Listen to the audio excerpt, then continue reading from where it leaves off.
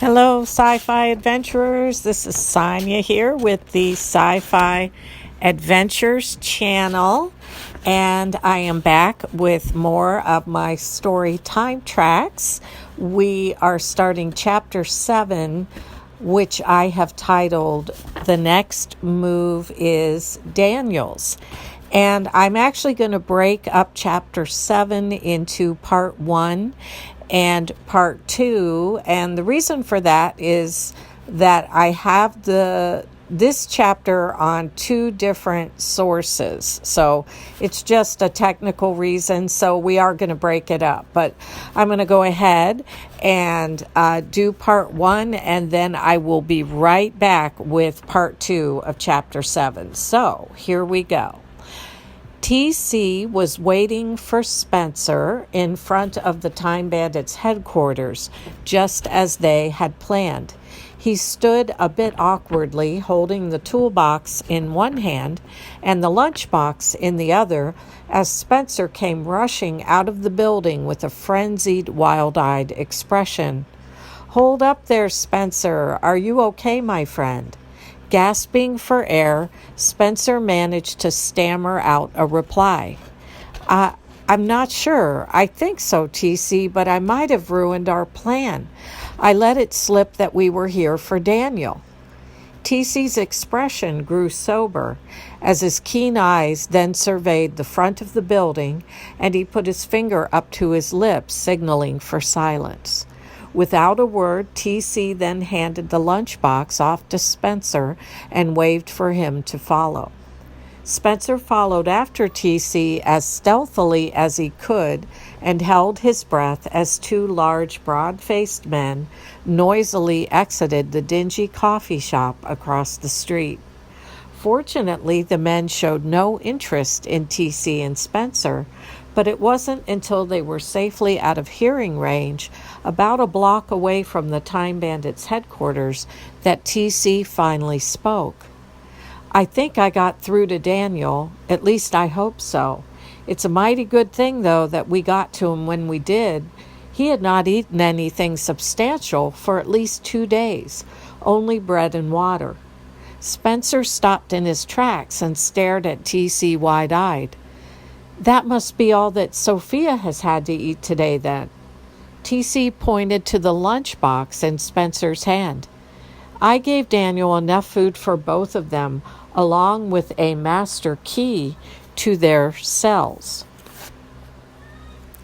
I'm thinking that Daniel has surely learned a thing or two about the Time Bandit by now, and so all we can do, at least for the moment, my friend, is wait.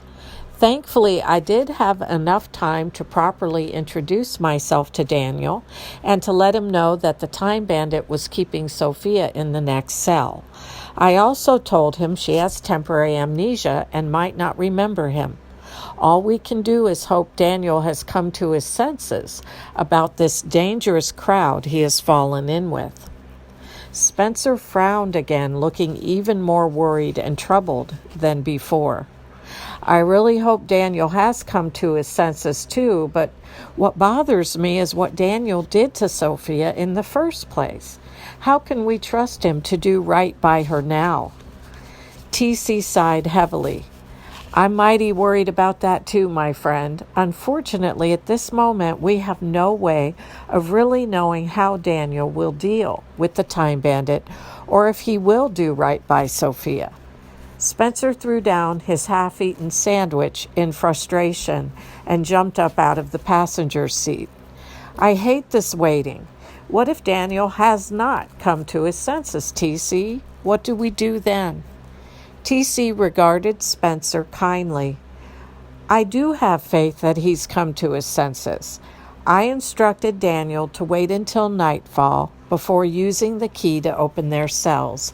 I also gave him directions to the train depot and let him know that you and I will be waiting here for them as soon as they can get away."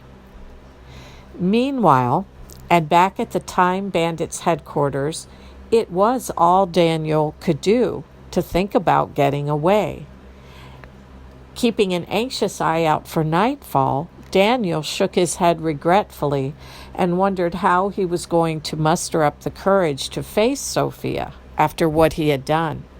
He had been such a fool, and after all his foolishness, Candace had led him right into a trap.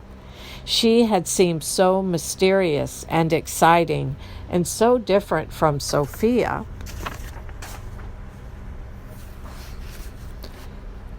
who had always struck him as very sensible and practical. Daniel managed a somewhat wry laugh at his own expense, at the irony of it all.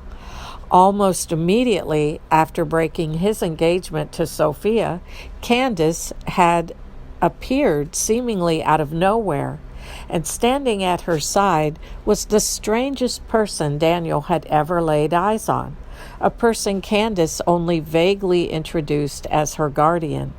Daniel had thought it peculiar at the time, but he was so smitten with Candace that he had just gone along with it without question. Daniel laughed out loud again, but more ruefully this time, as he realized that Candace had betrayed him just as he had betrayed Sophia. He remembered the guardian, as Candace had called him, reaching out to shake his hand, and then there was a painful prick of some kind, and after that only the vaguest recollection that he was losing consciousness. When he had finally come to, he had the worst headache of his life and found himself locked up here in this wretched cell. It had been a full day before Candace's guardian had even paid him a visit, and Daniel had demanded in a loud and angry tone that he be released immediately. However, Candace's guardian had merely laughed at him spitefully and left. Someone else had entered the cell much later and then rudely thrown down a plate and a cup full of water. That was the last time Daniel could remember seeing his jailer or anyone else. That is until earlier that afternoon, when Daniel had heard a loud racket at the window, followed by, much to his surprise, a visit from a man who called himself a time conductor and claimed to know Sophia. The man, or time conductor, whatever that was, had hastily explained that Sophia was also being held in the next cell. The time conductor then handed him a master key to both cells and, much to his relief, some food. It had all happened so quickly that Daniel's head was spinning, but he basically knew what to do. Although Daniel had not quite understood the time conductor's explanation of who Candace's guardian really was, he knew he was an enemy and that he and Sophia needed to get as far away from him as possible.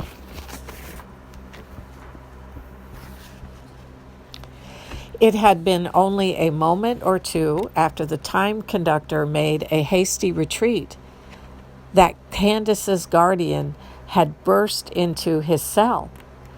His gray coat was askew, and he appeared frazzled and out of breath. Composing himself quickly, Daniel kept his expression neutral and uninterested, and thrust his hands that now held the food given to him by the time conductor behind him. He was relieved to have had the presence of mind to more fully close the window, and he hoped his jailer would not think to examine it more closely.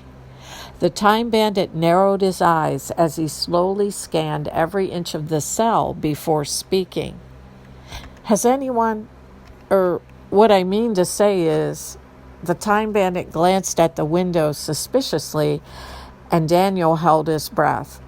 Has anyone other than myself just visited you in this cell? With a great deal of effort, Daniel pushed back his anger at Candace's guardian, and he answered as nonchalantly as he could. What do you mean? Can't you see I'm starving here? And the only people I've seen at all are those two goons who brought me bread when you first locked me up. Why have you locked me up, by the way? And where is Candace? There was an awful moment when Daniel wasn't sure he had pulled it off. Candace's guardian could have spied the food he was hiding behind him, or simply asked why his hands were behind his back. He also could have noticed that the window was slightly off its hinges. But whatever the reason, Candace's guardian only spun around on his heel and grunted, "Don't get any funny ideas about escaping. I have a guard right outside, and he will be there all night." Daniel gritted his teeth in frustration. The time conductor had given him no help or instruction about how to deal with a guard right outside his cell. He could get out by the window now if he had to, but that still left him with the problem of how to get to Sophia undetected. And that does conclude part 1 of chapter 7. And I'm going to just go right into part 2, the next video, so I hope you will join me there.